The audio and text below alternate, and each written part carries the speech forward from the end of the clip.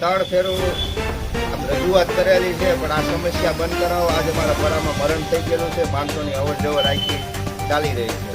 સમસ્યા આ પાણીની ગટરની ઉભરાટ થાય છે. શનિવારથી ફોન ઉપર કહેવામાં આવે છે, એમાં કોઈ અહીંયા આવ્યું નથી. આ પાણી બંધ કરાવો એટલી અમારી માંગણી છે.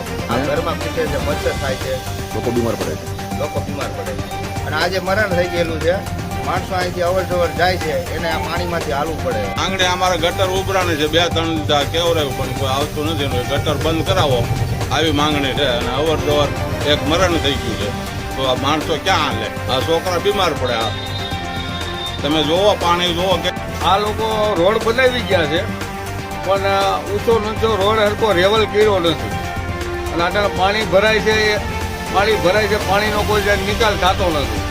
અને ગટર ઉભરાય છે તો પાણી છે તણે માણસોને હાલવામાં તકલીફ પડે છે.